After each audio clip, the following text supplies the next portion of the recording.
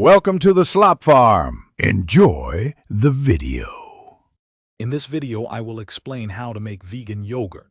First, select your plant-based milk carefully.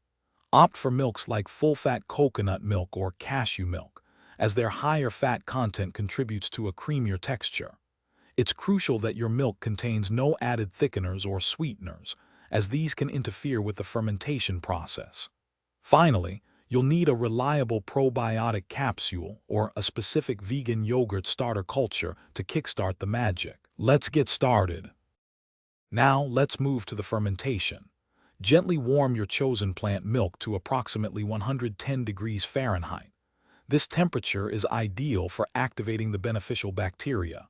Carefully open your probiotic capsules or add your starter culture, stirring it into the warm milk until it's completely dissolved. Transfer this mixture into a clean, sanitized jar. Then, keep it at a consistent warm temperature, ideally between 100 and 115 degrees Fahrenheit, for 8 to 12 hours to allow fermentation to occur. After fermentation, your yogurt might still be a bit thin.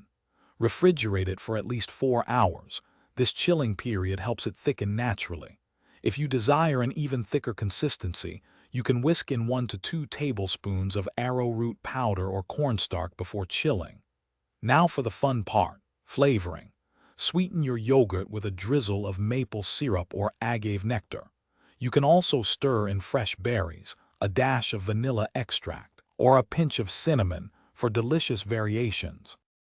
Finally, let's talk about storage and common issues. Your homemade vegan yogurt will stay fresh in an airtight container in the refrigerator for up to 7 days.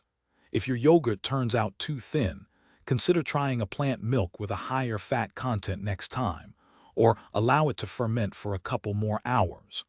Always ensure all your equipment is thoroughly sterilized to prevent any unwanted bacterial growth.